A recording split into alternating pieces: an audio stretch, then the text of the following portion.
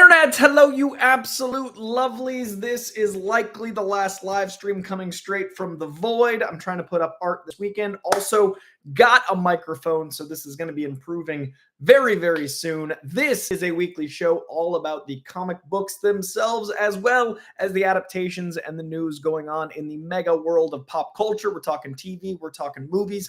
Today, we are talking Clayface getting cast. We're talking lots and lots of DCU updates, as well as the Batman updates coming out of that James Gunn Rolling Stone article. On the Marvel side, we're talking Giganto. We're going to be talking all sorts of Fantastic Four in general. We're going to be talking about a Spider-Man 94 comic book sequel, finally writing the end of that cliffhanger from all those years ago. Lots and lots of stuff to discuss today. Plus, as ever, diving into my favorite comics from last week. The week that just ended, Wednesday to Wednesday, is the comic week. So my favorite comics from June 11th, as well as previewing the comics you can pick up today. So if any of this sounds like your cup of tea, and if you're new to this page, I read about 40 to 50 new comics a week and about 50 to 70 comics total every single week. And I give you my favorite 9 comics of the week right here, as well as all the comic book news. So hit that subscription bell, because also in between these weeks, I do movie reviews, I do TV reviews, so I do lots and lots of stuff on this page. I'm going to be upgrading. I got a microphone first because I know sound is a whole thing, and art, and then we're going to be doing a new camera, hopefully leading up to the biggest superhero month ever, I think, in the history of superhero movies. I think having Superman and Fantastic Four both out in July is pretty insane. So trying to get a camera set up by then as well. So please join me in this journey. Hit that subscription bell. When I hit 50K, going to do a 50 comic giveaway. Anyone that's subscribed is going to be eligible. So subscribe, like this video. It's live. Those are kind of hard to get growing. So please grow this by liking it and comment below. Let me know what comics you're reading. Let me know what news excites you. Let me know any of that stuff. Without further ado, let's talk the news, you lovelies. Oh, and this show, I mean, comic stuff doesn't do as well. Like the reviews and news does, but the actual books themselves, which I'm going to be talking about, doesn't do great. So this is a live stream, so I can do super chat. So if you guys have any questions for me, I guarantee you I will answer every single super chat before we are out of here. Every single one. Will not leave without answering a super chat. But now let's talk the news, you lovelies. We have our Clayface. We are getting a Clayface movie from Mike Flanagan. I am so excited about that because Mike Flanagan has brought us some of the best horror TV in years, and I do consider Clayface a very horror-centric character. I think you can do a lot in the Matt Reeves style of really grounded and very centered on reality Clayface, which is kind of oxymoronical, because if you think about Clayface, he's one of the more supernatural characters, but if you think about the core of who he is, it's a man who wanted to be an actor that changes his appearance in order to do crime. So I'm really curious what level of animated series they go, or if they go classic Carlo Clayface. What they end up doing could be way more DCU toned, or it could be way more Mike Flanagan horror / Matt Reeves grounded tone. So either way, with Flanagan being attached, I was already very excited. Now we have Rhys Harries as Clayface. I do not know this dude. I looked up his IMDb. I don't know his work. I see that he's been in a Dragonheart movie. That excites me a great deal. Love me some Dragonheart. But this is really cool. This is a big movie. This is a big deal, and they cast it unknown. So I know the script has to be incredible. Recently, James Gunn did a giant Rolling Stone article. We're going to talk about that in a second. And said as much that the problem with movies today isn't necessarily the franchise issue, isn't necessarily redundancies. It's scripts not being finished. It's movies, effectively not being as good.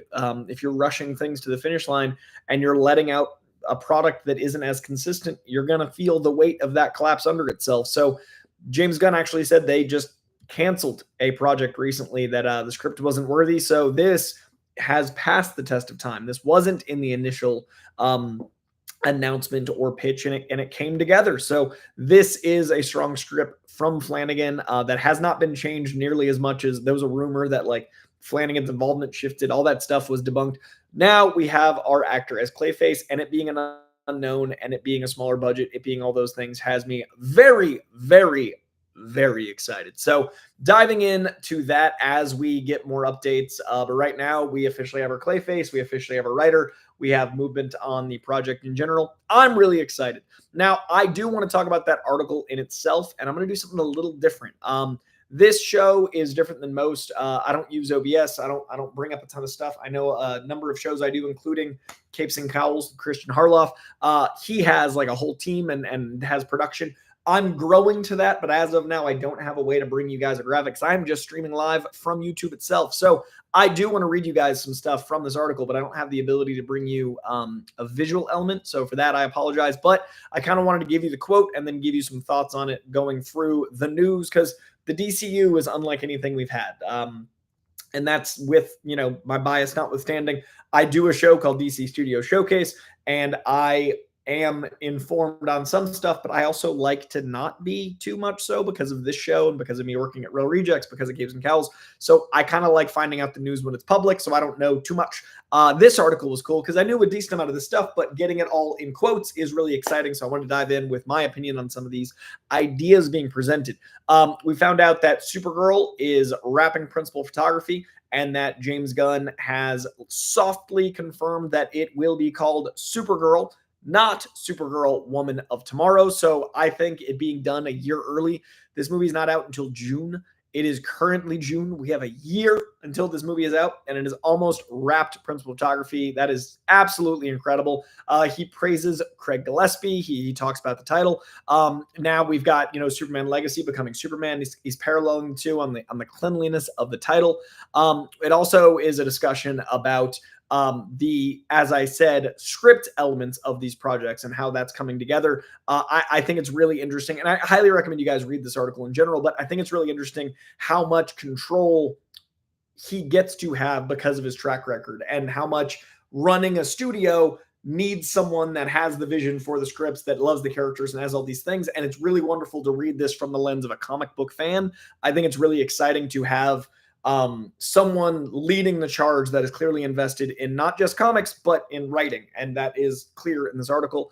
And it dives into Guardians of the Galaxy, which I highly recommend you guys check out. Talks about inspirations for comedy and levels and jokiness and all of those things.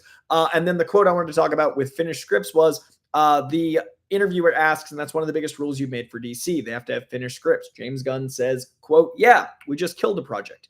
Everybody wanted to make the movie. It was greenlit, ready to go. The screenplay wasn't ready. I couldn't do a movie where the screenplay is not good. And we've been really lucky so far because Supergirl's script was so bleeping good off the bat, and then Lanterns came in and the script was so bleeping good. Clayface, same thing, so bleeping good. So we have these scripts that we've been really lucky with and wise in our choices, or whatever their combination is.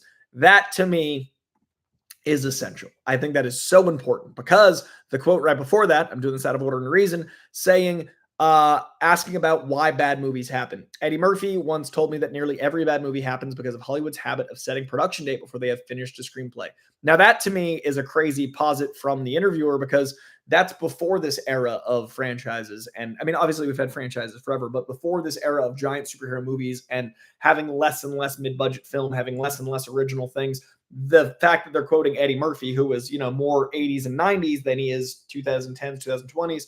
And then James Gunn responding with, quote, "Yeah, totally. Listen, you can do everything right and make a bad movie. I'm really compassionate towards people that put their all into a movie. I know some people that were my former workers at Marvel, people who made some of the worst movies. There were people that were lazy and didn't put their time in. And then there were other directors that worked really hard and maybe didn't have the best movie come out. And they did everything they could. But I do believe that the reason why the movie industry is dying is not because of people not wanting to see movies. It's not because of home screens getting so good," which is two things I hear far too often. "It is the number one reason is because people are making movies without a finished screenplay." I got to agree. And I'm really glad he said it in black and white and clear English. We do have better and better screens. We do have a problem with the exhibition industry having people talking and all the variables.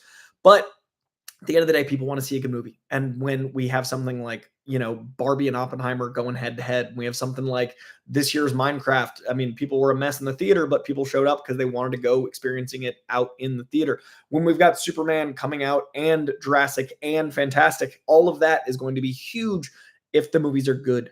So finishing the actual experience, finishing the screenplay, going into it that way. Now, there are exceptions. Iron Man was not even done being written, but you had like improv masters and a director ready for that. A lot of these times there isn't that situation. You feel it in the movie. It feels like it's directed by a studio. It feels like a lot of things. So I agree with this, and I'm really excited for DC to be doing stuff that is very, very focused and centric on story and it being complete and good. So yeah, I'm very excited about that. He also goes on to talk about corporate mandates, how corporate mandates kind of killed Marvel. They have a lot of TV mandates and Marvel mandates in the last phase, and how that made it not creative, just output. This is a really great article. So it talks about a Superman Spider-Man combo, talks about Marvel and DC crossing over, talking about that potential, talks about Zack Snyder. This truly fantastic article. But to me, the biggest thing was screenplay. Like, movies have to be finished before you start making them. It is so essential. There's a system, there's a process. Now, I also said I wanted to talk about Batman. There's a ton of Batman stuff in this interview, and this is the last I'm going to be reading from the interview. James Gunn says he's working on Wonder Woman right now, but Batman is a huge element of what's going on. The article starts with the question of, you once said the fact that Robert Pattinson's Batman is not in this universe was Matt Reeves' choice. Does that mean if it was up to you, you would have just pulled it into your universe? And he said, quote, "It would have been a consideration. We'd have to think about it. We'd have to think about it. It's not like we've never discussed it." They follow up with, "Oh, interesting. Your answer is much more present tense than I expected, as if it's an ongoing possibility." No, I don't. Batman's my biggest issue in all of DC right now, personally. And I'm not writing Batman, but I am working with the writer of Batman and trying to get it right, because he's incredibly important to DC, as is Wonder Woman. So outside of the stuff that I'm doing in the projects that are actively going, our two priorities are finishing our Wonder Woman and our Batman scripts. This makes a lot of sense. James Gunn is known for his deep cuts. He's known for bringing in characters that aren't as popular and making them household names. Sure.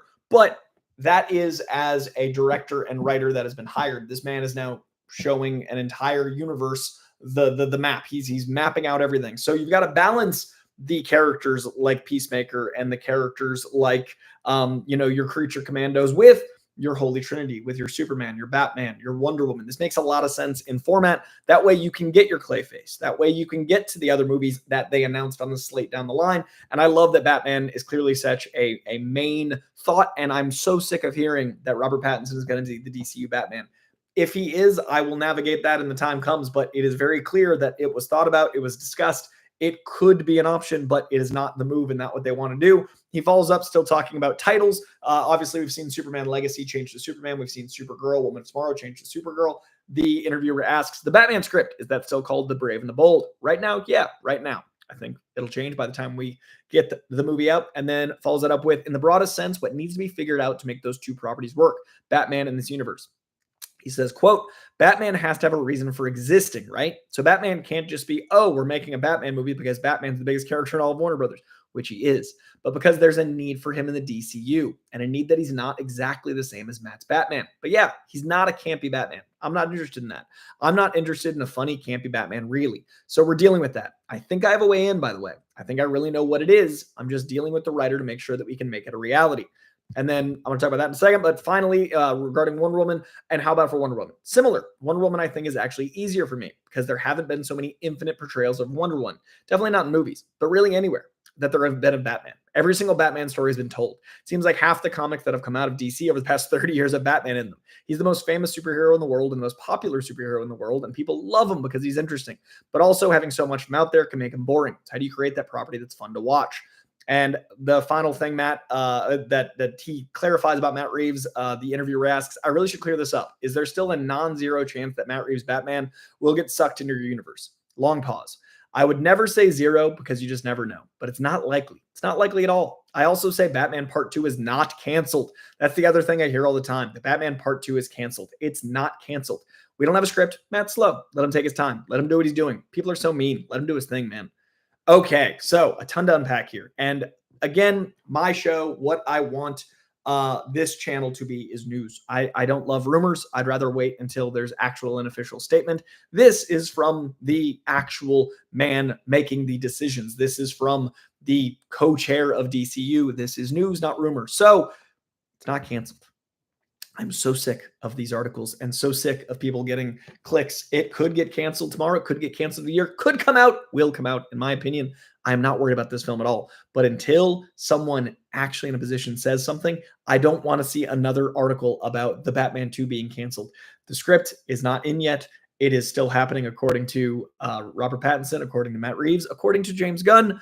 The Batman 2 is coming. Separately, Batman is coming to the DCU, and I love that it's not happening out of just financial obligation. Now, clearly, as I just discussed, Batman, Wonder Woman, Superman, very important, necessary. There is a financial obligation to continue a giant tiered universe to have your big characters.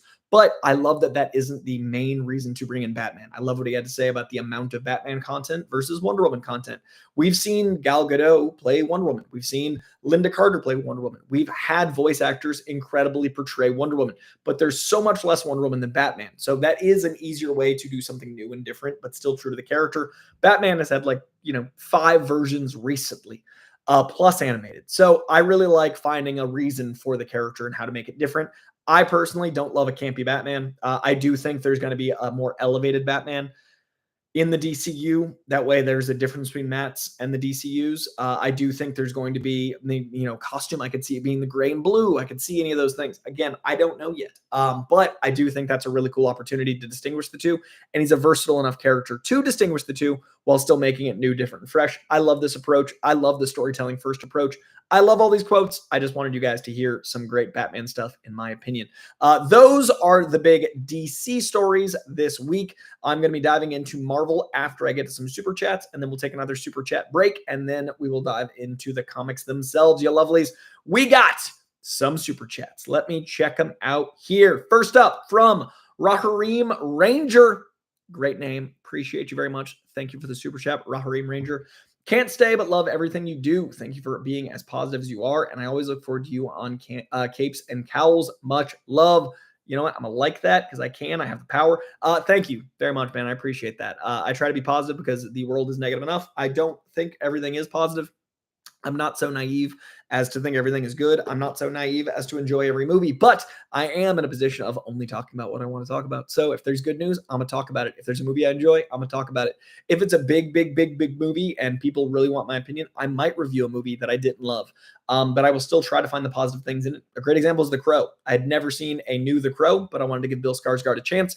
Didn't love the movie. Found enough positives in it to talk about that. Movie's not great, but there's good stuff in it. And since it's a comic-based thing and I wanted to bring awareness to the original The Crow, it was worth reviewing. So I am genuinely and generally positive. But the world's still on fire. I just think you guys get enough of that on other corners of the internet. There are plenty of places to hear people bitching, and I won't be one of them as much as I can. I break like everyone else, but I do want to be a place people can find some goodness. Rick Costa, Boston's own. More like smashing, please, and subscribe, share too. You know, the man said it. I didn't even have to say it. I got to read it. I got to reiterate it, but the man said it. Listen to Rick. Guys, we stalled out a bit. I was going to hit like 49K the way I was tracking before July. Now I'm not quite even at 48. Just the YouTube really slowed down. And also, I don't know. I mean, I'm sure you guys have heard this from other YouTube channels. My revenue has been cut in a third. I used to make about 3 times as much. The new ad system, and that wasn't a lot to begin with, but the new ad system is brutal. So I know a lot of YouTubers have kind of plateaued a little bit with their following, and their revenue has been dicey. I didn't make a lot on this page, but every dollar I made, I was putting towards equipment. Every super chat I make, I put towards eventually buying a house because I'm 36. I want to own one day. But revenue-wise, I want to upgrade, get, some better lights that aren't just my overhead lights, and also get, a camera, microphone. I got a mic, but every one of these really helps, and everyone that shares these videos really help because we can find new audiences. Every subscribe really helps. So thank you, Rick, for the kind words. I am very, very, very much appreciative of all of that and all of you guys. Big Busta. I appreciate this name. I appreciate this super chat. I hope you like Busta Rhymes, and also Big Busta is a great name. I genuinely appreciate the positivity you bring not only to the comic book community, but to entertainment as a whole. Keep doing what you do. Thumbs up. I appreciate you for appreciating that because I get a lot of crap for being positive, and that shows me how broken society is. I always hear like, yeah, but if you love everything, then, there's no point in listening. If you listen with like literacy awareness. You can hear what I'm focusing on, and also it gives me the opportunity to celebrate art. But I will be critical usually at the end of a review. And I just think, again, if you want to find negativity, you can find it easy. It's harder and harder to find positivity. So I want to be that for people. And it's not easy. I'm tired. But I really appreciate the support and the bolstering of that, because that's what I try to do. Chris Fields, keep up the great work. Thank you. Here's something for the house fund. Guys, I appreciate it very much. We're some years out because, LA, one of the most expensive places in the country, one of the most expensive places in the planet, on the planet. But I really appreciate it because, every little bit helps, and you guys are certainly helping. I much obliged. Sci-fi extremist. I love this guy. I see him at Real Rejects. I see him in their Patreon. He's an absolute delight. Oh, speaking of Patreon, before I get to sci-fi extremist, thank you for the tangent, sci-fi extremist. Thank you for these super chats. I rate all of the top 9 comics on this page, you lovelies. I rate all 30 to 40, sometimes 50 new comics over on my Patreon. So if you want to know what I don't think made the A/B+, if you want to see my C's, you want to see the C-, D+, D minuses, check out my Patreon. It's $5 a month. If I save you one comic, if there's one comic you don't buy, or one comic hopefully you do buy, and I gave you that like little bit of joy or that little bit of avoidance, that $5 equals that one comic. It's a very cheap Patreon. Check out patreon.com/Koijandro. I rate every single comic I read, as well as every movie I watch, every TV show I watch at the end of the month. So weekly comic stuff, I try to get on there like at least, twice a month to do like a bundle. And then at the end of the month, the movies and TV shows. So check out patreon.com/Koijandro. With YouTube being so brutal, I'm going to lean heavier into Patreon. So thank you to Sci-Fi Extremist for being such a great patron to Real Rejects and reminding me to plug that. I never think of it. Sci-Fi Extremist, have you ever seen Look Up in the Sky, The Amazing Story of Superman, 2006, free on DC's YouTube? Really amps up the feels for the new movie, shows how Man of Steel, in hindsight, shifted public perception. I have not seen that. I definitely think I've thought about that a lot with Man of Steel. For me, it was Jacob Elordi, who I loved in Saltburn, who I think is a great actor. Saltburn's very dark. He came out and said like he didn't want to be Superman because it's such a dark character. Saying Superman's a dark character showed me an entire generation just didn't see him how I do, didn't get the experience I have had with him. So that was my moment of like, wow, this really shifted the conversation. I will check that out. That is very that's very informative that there is a documentary about how I feel about it. So I'm very curious. I won't have time probably this week, but I'll hopefully try to catch it before I see Superman. That seems awesome. Thank you, Sci-Fi Extremist. Sci-Fi Extremist follows up with another super chat. Thank you, man. I appreciate you. Also, just wanted to say, I love Real Rejects. I really enjoy watching you guys because you feel like friends. Thanks, man. I'm stay-at-home dad, and it means the world. Thanks, Goy. Good luck with the house fund. Dude, I love to hear that. I'm a swore and demonetize myself. Thank you, man. I'm not a dad, but I want to be in the next 4 or 5 years. And with my job, I'm hoping to be a stay-at-home dad that can make stuff and then go do some jobs like Rejects and DC and stuff, but be at home as much as possible. It's one of the reasons I've got 7 jobs right now. I'd love to get that down to 3 or 4 when I'm a dad. But I think that's like a noble profession. Good sir, stay-at-home dad is very, rad and commendable. So good on you. And I love Rejects as well. That's one of my favorite places I've ever worked. Greg is one of the best bosses I've ever had. I called him a boss. He's going to hate that. But yeah, he's a great leader. He's a really good leader of the company and leader of men and she-jecks. But yeah, he's a great dude, and I really dig it over there. And it's always good to see your name pop up, man. Thank you very much. We got 3 more, and then I'll get to the Marvel news. We'll go from DC over to Marvel. Nick Maminga, thank you very much for the kind super chat. I'm cautiously optimistic on the not funny and campy Batman. Hopefully, we don't get a strip killing people like Snyder's version. I don't think James Gunn would ever make Batman use guns or kill. I think that's way too. It's way too big of a misunderstanding of the character, in my opinion, of how I see the character. I don't think he would do that. So I think we're safe there. I just don't think Batman like 66 is Batman either. I feel like Batman that kills and Batman that has Bat Shark repellent are 2 extremes. And the comics in the middle and the characters in the middle to me. And I think the movie will land there. I think the difference is in the Batman, it does not make sense to have a Justice League It undermines the crime, gritty element of Gotham. It undermines like what they built with the Penguin and everything. Whereas like you could do a Batman that has to rationalize Green Lantern and Wonder Woman and Superman existing in his world and him trying to keep up with that. That is how I would do it different, without having to, have killing. Darth Dad. It's very similar to a Darth Vader I know. Are we cousins? Darth Dad. Which superhero comic would you like to see get made into a movie? What would you like to see James Gunn's takes on? You know what's funny? I really wanted a Mr. Miracle. This isn't a spoiler, but I talk with James Gunn in this upcoming week's DC Studio Showcase. We announced it at the end of last time's episode, so it's not like I'm breaking NDAs here. But James Gunn's our next guest, literally this Friday. And you better believe I wanted to talk about Mr. Miracle. I got a little bit of it. And that was my big thing. And now they're doing a show. Tom King is doing a Mr. Miracle show, animated. And I'm so excited. So that's one of my favorite DC comics ever. I think it's my favorite DC comic of all time. I'd love to see that get made into a live action, but I'm very excited to see it animated. So that would be my number one. I would love to see Animal Man get adapted. I think he's a really slept on character. I don't know how that handles some of the meta-ness, but I think that'd be really cool. I'd love to see Con-El get his time in the sun. Superboy. It's very 90s and nostalgia is really rampant right now. I've always wanted to see the Clone Saga handled well. I've always seen it as like a midlife crisis, existential crisis, kind of quarter life crisis of Spider-Man, of too much responsibility and like kind of a mental break. So yeah, some of those. I'd love to see some of those. And then Saga. I'd love to see Saga, Department of Truth. Those comics I'd love to see adapted. Thank you very much for the super chat, Darth Dad. Last one, and then we're going to talk about Marvel news. Matt Krugman, good to see you in here again, man. And thank you for the super chat. Subcoy, long time no chat. It has been a while. Welcome back. Here's the House Fun and Future Kids comic collection. It's going to be crazy if I have kids and they're like, are accountants. I love math, but if they don't like comics, we're going to struggle. You rock, dog. Thank you. Terminator Run is getting hot. Should we expect Sarah John soon after the ending of the last issue?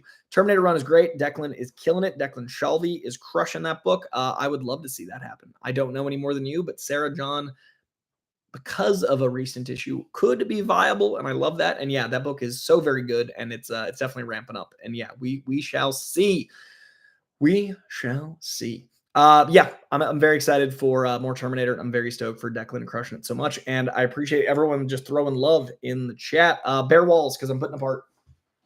This is going to be all art. I'm doing like displays from floor to ceiling in this corner, and it's going up. My old background is right here, but I like the corner angle more. Like I like this dynamic. So these are going to be just art. All right, let's talk about the Marvel news. Then let's talk about some comics, and then let's boogie on out of here, you lovelies. First thing I want to discuss is a visual, so I need to pull it up. We got our first look at a very iconic comic character that's only iconic really because of a cover. This is not like a known character, but it does show how geeky the movie is going to be, and that makes me very, very happy indeed. We got our first look at Giganto in the Fantastic Four movie. It's all over the place. I don't feel like this is a spoiler because it is literally on ads on TV, and it's also, frankly, if you're online watching this, you're probably experiencing it anywhere. I almost didn't include it, but then I was like barraged with it, and I was like, well, all right. So the cover of Fantastic Four #1 is thus, and the Fantastic Four movie is getting a Giganto as well, and it literally looks like it's pulled right out of the issue 1, right out of the comic.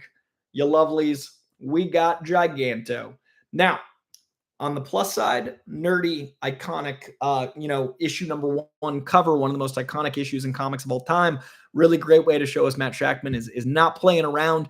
On the other side, if this is in the movie as well as being a commercial, I think it's like a Little Caesars commercial. I hope the CGI gets buttoned up a little. They wrapped this movie like 3 months ago, and they did some reshoots recently. That's normal. Additional photography is very normal. But the power of having Superman wrap a year ago is a year of visual effects. The power of Supergirl wrapping in the next couple of weeks is a year of visual effects. So that is the difference. And I do love that we're getting Giganto, but I hope the CGI gets buttoned up a little bit more.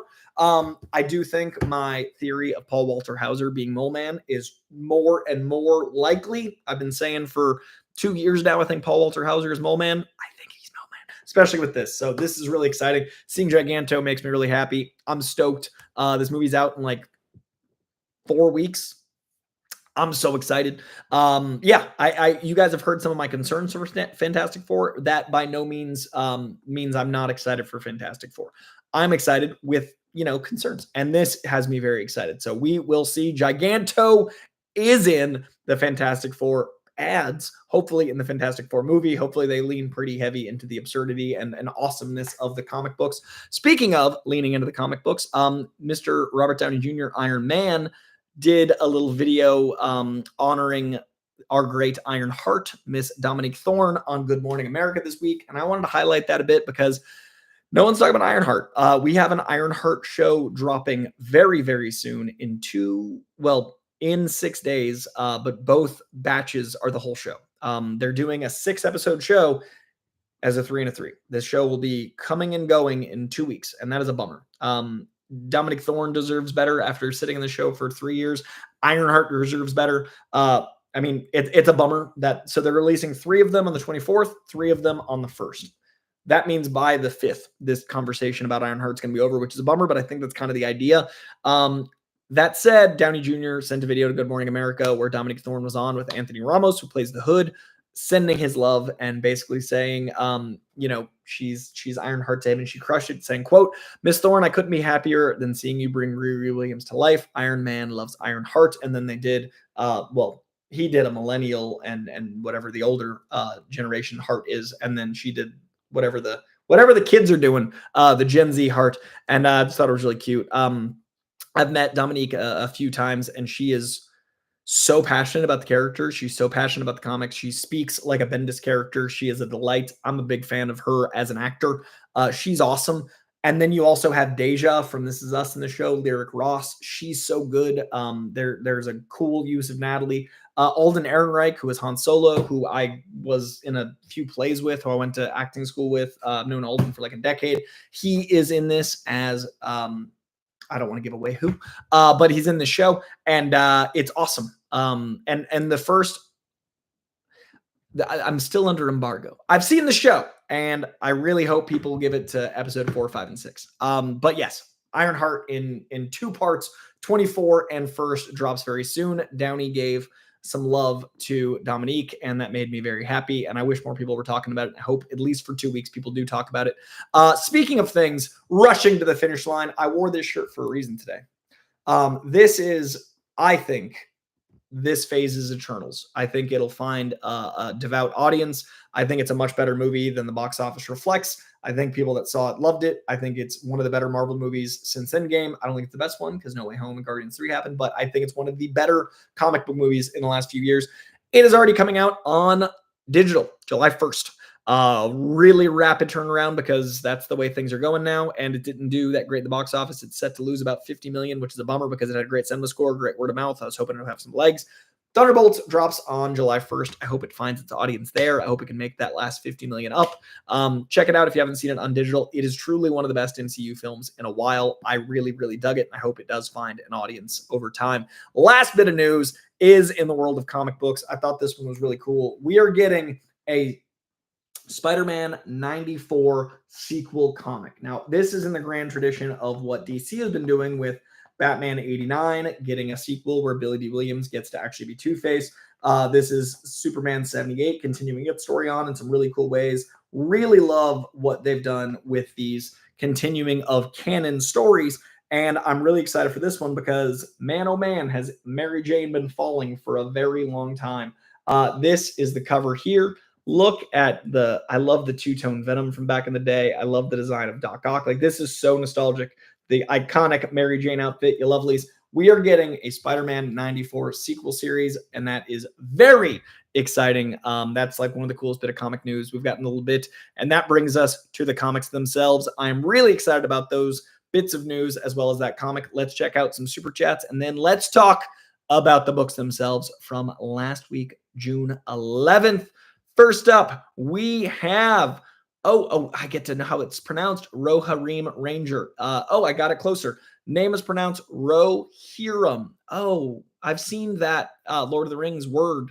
I'd never know how it was pronounced. Rohirrim is how you pronounce that word because it's that animated movie. Rohirrim Ranger. Rohirrim Ranger. Thank you very much, Rohirrim Ranger, for the super chat and the knowledge. Rohirrim Ranger. Any obscure Batman comics you would recommend? My fave character and read a lot. Ooh, obscure. I don't know if you consider it obscure because it's ongoing, but this book needs more love. This is one of the best Batman books in a long time. Batman Dark Patterns. Incredible. 12-issue Maxi series. Highly recommend it. Obscure Batman. Let's see. Batman. I mean, I think the painted Joker book is pretty incredible. I don't know if that's obscure. I think Harley Quinn Broken Glass is really good. I think Batman, the Neil Adams is so well known, but just couldn't get more love. Like it deserves more love. You know, I'm going to go the later Scott Snyder stuff and the later Tom King stuff. I feel like as they went on, less people talked about it, but Scott Snyder stayed pretty solid. I love Tom King's Batman. What are some obscure ones, though? That's such an interesting question because like there's like 12 Batman books a month. And like I feel like they all do pretty well. That's like, you know, such a basis of Batman. Yeah, I'm going to stick to Dark Patterns because I want people to read this. So Batman Dark Patterns is going to be my main one. I'm going to try to think of some more obscure off the dome. Wicked Art. Hey, Wicked Art. Just finished the comic, man. Capes and Cowls. Wicked Art made us a comic, and I appreciate it very much. I haven't read it yet, but I'm very excited to. Wicked Art saying, I loved all of Age of Apocalypse runs, and I am pre-ordering all of Joe Mad cover variants for the new run. I love Joe Madureira so much. One of my favorite artists of all time. What are your thoughts on Age of Extinction? You said AOE. I assume that means Age of Extinction, but I'm going to talk about Age of Apocalypse as well. And do you think we'll ever see it fully in movies, TV, or animation? I think you're talking about AOA, and you might have just accidentally hit E because they're near each other. Age of Apocalypse is a blast. I think it's one of the better, like, Elseworld, alternate reality, you know, fun takes on characters, you know, in a very different way. I think the character designs are great. I think the stories are overall pretty solid. There's some highs and lows, but overall it's pretty good. I love Joe Mad, dude. Joe Madureira got me into comics. His stuff on X-Men, particularly, my dad and I always geeked out over his manga influences, his bigness, the boldness of his lines. Joe Mad's one of the greats. Love his work so dearly. I actually want a Joe Mad tattoo, but I will not get one. Because I need to work. And sometimes if you got a company on your arm and you can't work at the other company or any company, I'd love to get some tattoos though. Joe Mad's one of the ones I want. So big fan of Age of Apocalypse. I do think eventually we'll see it adapted. I think Marvel's going to get deeper into animation after they get through this little lull. I know What If didn't do well, but I think they're going to see how well DC has always done and will continue to do and want to keep up. I think, you know, that little moment we got in Deadpool and Wolverine was awesome. If you're a fan of the comic, seeing Wolverine in his mode was awesome. So yeah, I think eventually we'll see it, but I think it'll be a little bit. Matt Krugman. Also, is 1 p.m. Eastern your new time? Thank you for the super chat, man. I think I missed the last few because my alarm was always for 12:30. These streams in Christian get me through every work shift. I'm trying to be consistent at 1 p.m. I Wednesdays, I always try to do my errands and like homework, like work from home. Because I like I said, I have 7 jobs and most of them are, you know, running around. So Wednesday, I want to be my home day. That isn't always going to be possible. For example, next week, I'm filming a show in a studio on Wednesday, and I won't be able to do the live stream next Wednesday at all. But we'll make up for it the first week of July. I'm hoping in my week off, I can get like some sort of setup and make Wednesday my consistent. So that is the goal. And once I have a locked in time, we're going to change the name from, you know, right now I'm calling it This Week in Comics. I'm going to make a new thread with it all upgraded. Once we have the camera and the mic, I'm going to be calling this either Comically Caffeinated or Coffee and Comics, because I want to do it early, have a little cup of joe, and share a little morning newspaper read with you guys, but instead of a newspaper, it's comics. So as the show evolves, I will lock in a time. But for now, yes, 1 p.m. Eastern Wednesdays. Not next week, but every other week after until I change it officially. But yes, and thank you very much, man, for the kind words and trying to make a consistency. But it's hard with 7 jobs. But yes, that will be the goal. And I'll keep you guys posted on the name change and the format and all that stuff as it evolves. And again, thank you very much. Rohirrim. Yes, I got it. Rohirrim Ranger back in here. Thank you very much, Rohirrim Ranger. Everyone says my name wrong, so no hate, LOL. Also, any Superman story you would recommend? Read All-Star and Earth 1, but want more, please? Oh, okay, this I got you. I had a hard time with Obscure Batman because I feel like he doesn't have a lot of obscure runs. You know what? Poison Ivy I don't know if that counts as Batman, but the current Poison Ivy run is so freaking good. And I feel like more people need to talk about it. Superman, I just reread Birthright. It's one of my favorite Superman stories ever, and I just reread it, and it's better than I remember. Art by Lionel Francis Yu, written by the great Mark Waid, who's writing so many great books at DC right now. It's one of the best Superman stories ever. It's one of the most approachable Superman stories ever. I think it is absolutely genius. I would also recommend Superman for All Seasons. I would say that's really good Americana. It's beautiful art from Tim Sale, the guy. It's the team, Jeff Loeb and Tim Sale, who did Long Halloween, amongst other great stuff. Love Superman for All Seasons. I really love Whatever Happened to the Man of Tomorrow, a John Byrne book. Really dig that one. So I'd recommend those three. Superman for All Seasons, Whatever Happened to the Man of Tomorrow, and Superman Birthright. All exceptional. All right, those are the questions for this section. Let's talk about my favorite comics from last week, June 11th, 2025. Also, you lovelies, hit that like. Let's grow this beast. Also, watching this now or later, leave a comment. Let me know what you're reading, what you're looking forward to. If I, pitched you any of these, now you're more excited for them. All right, so my favorite 9 from last week. And remember, if you want to see all 30, 40, I think I read 41 comics last week. If you want to see what I thought of all 40 comics I read last week, I read 53 because I read 41 and I reread Superman Birthright. That's where I get that 40 to 70 rage, because I try to read the stuff that's, pop culture based as well as the new stuff. If you want to see what I rated all of those comics, check out patreon.com/KoiJandro. It's a great way to support this show. It's also a great way to support me. It's also $5 or whatever you want to donate. Some people do 20, some people do 30, but you can do as little as 5 and get access to what I think of every movie, TV show, and comic. All right, last week, June 11th, my favorite books were Absolute Batman number 9. We got our first look at Absolute Bane. He is an absolute beast. This monster right here makes Absolute Batman, who's a beast, look small. This title is not as always, not every choice they make works for me, but more work than don't. I actually think Absolute Wonder Woman and Absolute Martian Manhunter are my favorite. This is number 3. This issue, though, is a lot of the strengths of Absolute Batman. It's such a bold swing. It's so much, and I really dig it. So this issue really got me. Great jumping on point, by the way. You can start right here. It's really solid stuff. Next up, we've got Action Comics number 1087. I could not find my copy as I sat down to this live, so I'll show you guys the cover via the internet.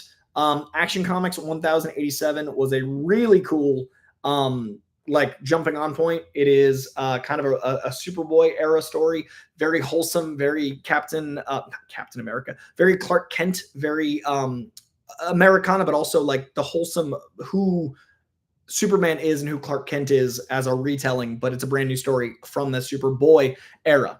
I'm gonna take a little sip. I've been needing caffeine, so little Magic Mind Max. This is their most caffeinated.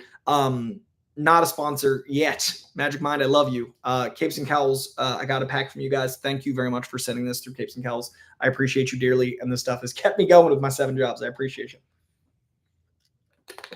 Next up, we got, where did I put the books? Batman, Dark Patterns. This is the one I just said a second ago as obscure. It's a 12-issue maxi series. One of the coolest takes on Detective Batman. Really great use of villains. Really inventive. Very informed in what Batman fans want. It's got some supernatural elements. Has a lot of it feels like David Fincher made a Batman comic. It's really cool in its tone, and I really, really recommend it. Next up, we got Death of Silver Surfer number 1. The Death of Silver Surfer book, I was not it was not high on my most anticipated. I like Silver Surfer, but he doesn't usually connect with me in the way I want him to. I feel like I want to connect more. Silver Surfer Black is one of my favorite Silver Surfer comics ever. This reminds me of that, where it's very approachable. It's very heady. It's really intellectual, and it's really just a love letter to humanity. And that's what I think Silver Surfer is, a watcher. It's so good. This is the cover, Death of Silver Surfer number 1. It's a brand new number 1. You don't have to have read a single comic in your life. Highly recommend this one right here. Really, really love that issue. Next up, we've got from Image Comics and my very precious Ghost in the Machine imprint. I love this book, man. Geiger number 15. Gary Frank's art and Jeff Johns' writing is exceptional. This is one of the most immediately classic comics I've read in a long time. Could not recommend more anything from Ghost in the Machine. Like what they've done to make these new immediately iconic characters is so special. Geiger feels like he's been around since the Silver Age. Absolutely awesome character. This next one's really fun because I knew I'd enjoy the book, but I was not expecting this tone. One of the greatest writers of movies as well as comics, the one and only Kevin Smith, wrote Spider-Man for the first time, and it is awesome. Giant size Spider-Man #1. It is a lot more perverse and a little more skewing R-rated than most Spider-Man books, and I was actually surprised what he got away with a few times here. Kevin Smith wrote Spider-Man, and it's great. The rest of the books, in this anthology are great too. Chip Zdarsky coming back to Spider-Man, Al Ewing, a lot of icons wrote on this book. It's really solid. Highly recommend it. It is something unexpected. I really did not know the book was going to go that way, but man, oh man, was it great. Next up, we've got the return of one of my favorite teams after quite a while away. And it feels like it does a good job making it relevant to the current One World Under Doom, but also bringing us back to a team that I have missed. The Runaways, a new Runaways #1. The Brian K. Vaughan comic way back in the day was great. I've also really loved Rainbow Rowell's take. This continues on in that continuity, and it's such a great inventive way to bring these characters back. It's so good. It's so fun. Next up, from Boom Studios, Something is Killing the Children #42. This book has been great since issue 1, and as we get deeper into the character, as we learn more about Erica Slaughter, as we learn more about the world of these different tribes in this force that are training children to kill these monsters only they can see, I love this title so much. The art by, how do I say this? Werther Deladra is so good. Highly recommend it. Something is Killing the Children. And finally, my last favorite book from last week, #9 in alphabetical order. You'll notice these are in alphabetical order, not by favoritism, is World Tree #15, also a number 15 this week. World Tree #15 continues one of the most depraved, crazy. It's a commentary on the internet. It's about the undernet. It's this dystopian sci-fi, futuristic, very sexy, very horrifying horror comic from James Tynion IV. It is so very good. Cannot find the cover. I apologize. World Tree #15, also exceptional. Highly recommend. All right, those are my favorite comics from last week, the week of June 11th. Guys, I only lost like 5 people watching. You guys are actually here for the comics for the most part, or for me, and I appreciate either one. Thank you very much for sticking around for comic stuff. I always, I front load stuff to get people in, and then I hope people find some comics they like through this show. So I love seeing you guys stick around. I very, very much appreciate it. Let's talk about the comics that are coming out this week, today. Today's Wednesday. Today's new comic book day. The comics coming out today, June 18th. These are the books I'm going to be picking up today at my local comic shop. This is in order of clicks, not by any sort of favoritism for me. These are just hype on the internet. We've got Absolute Flash #4. We've got Nightwing 127, Detective Comics 1098, Ultimates #13, looking to be a new team on there. Little Ultimates 3.0 on the cover. Batman Superman World's Finest #40. X-Men #18, Amazing Spider-Man #6, Wonder Woman 22, Aliens vs. Avengers #4. I hear that next issue got delayed quite a while, so this book is the art's so beautiful. I'm cool with being patient. We got Batman and Robin Year 1 #8, Avengers 27, Invincible Universe Battle Beast #2, Titans 24, New Gods #7, Wolverine #10, Moon Knight Fist of Khonshu #9, Zatanna #5, Superman Unlimited #2, new Superman title, easy jumping on point, solid book so far. Iron Man #9, Catwoman 77, Psylocke #8. This is a big book for me. This week we get Exquisite Corpses #2. This was Exquisite Corpses #1. Loved this first issue. Great world building, great debut issue. Really excited to see where it goes with issue #2. We've also got West Coast Avengers #8, Emma Frost White Queen #1, Crypto, Last Dog of Krypton. If you guys are excited about Crypto in the movie, there's a new #1 for you with Crypto #1. Godzilla vs. Avengers #1. What a blast. Bring on the Bad Guys, Doom #1. Jeff the Landshark #1. Are you Marvel Rivals fan that love Jeff? I've loved Jeff for years, but he's getting real popular with Marvel Rivals. Jeff the Landshark gets his own #1 issue there. Weapon X-Men #5. Fantastic Four. Fanfare #2. Spider-Verse vs. Venomverse #2. Gwenpool #2. I was surprised how much I liked Gwenpool. Did not think I would, but the twist is working because they know what we want, I think. Doom Division #4. We've got Phantom Road #13, and I think that is going to do it. A lot of comics this week. Oh, no, Power Man Timeless #4, also coming out this week. A lot of good stuff. Excited to dive into all of that this week. And then next week, review my favorite 9. It'll actually be in 2 weeks, and I'll do both weeks I'll do the 18th and 25th because next week I'm filming some awesome DC stuff. So to answer your question, Calvin, I read all these in a week by not sleeping. I recommend sleep. It's good for your health. It's good for processing. It's good for memory, and it's good for patience. But unfortunately, with 7 jobs and 50 comics, boy, oh boy, do I not get enough of it. All right, let's see. Super chat right here from John Tyson. Thank you very much for the super chat, good sir. Besides Keanu Reeves, who is your favorite celebrity that works with comics? Picked up Andy Samberg's book and have Tom Hardy's book on pre-order. Favorite celebrity that works with comics? I love that Holy Roller book, Andy Samberg's book. Tom Hardy's book I didn't love as much, but I love him. Tom Hardy's awesome, man. Worked with him as an actor back when I was an actor. I've interviewed him a few times. He's a delight. Keanu Reeves, obviously the GOAT, and I was so honored to do Berserker with him on Hall H. Celebrity that likes comics. I mean, those 3 are all definitely up there. You know, I got one. My favorite celebrity that likes comics, that is a fan of comics, Eminem. Eminem's a huge comic book guy. So I think Eminem is probably the biggest of that world. But works with comics, I would go with the 3 you picked there. Because like those are ones that have like really put like their weight behind their book and tried to establish like a certain thing. So I'm gonna say the 3 you picked, and then curveball is gonna be Eminem. Yeah, does Kevin Smith count? That's a great question, Sci-Fi Extremist. I love Kevin Smith, but he's a comic writer, so he does work with comics, but he's also a nerd, like authentically. Like he doesn't have to leverage anything because he's already one of them. But yeah, that I believe is all of the stuff. Gabriel, thank you very much. Again, Annie super chat. Gerard Way, great call. Nerty Gerard from My Chemical Romance, who wrote Umbrella Academy. He is definitely one of them. So guys, I think that is going to do it. I'm going to quickly, if any more super chats come in, I promise I'm going to get to those, but I'm going to quickly scroll through the live chat and just grab some of the ones that like stand out. July is going to be nutty. I agree with you, Tyler. Matt Krugman, good to see you in here again, man. And thank you for the super chat again. Michael McCarsell, one of the Oest of OGs, one of the original gangsters of this channel. Appreciate seeing you in here, man. Let's see. Yes, I was the master of the speed round. I miss doing movie fights because I could not use that skill anywhere else. I'm not an auctioneer. I don't read the fine print on medical jargon, but I got to use my speed for good over at Screen Junkies. That was fun. Wicked Art. I love the Joe Mad question. B-Town, good to see you. Last Ronin is a solid book. Nick, I'm glad you made it while we were doing it, and thank you for the stream chat. Jasmine, I'm so sorry I didn't give you a heads up about doing a live stream. I do one every week at this time, but I should have told you.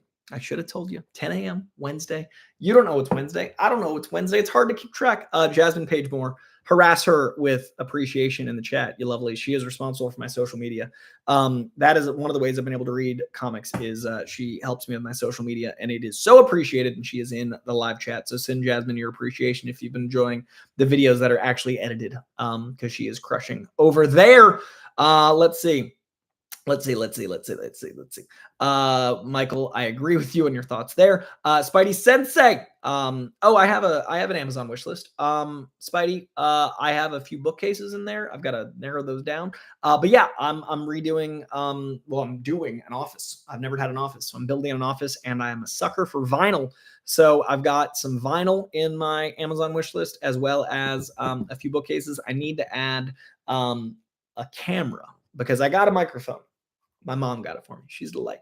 But I'm going to use some of the money I've made from the not super chat revenue towards a camera for this page. So yeah, I need to add a camera or 2 in there. But yes, I have an Amazon wish list. It's in the description of this very video. It's mainly vinyl and bookcases right now.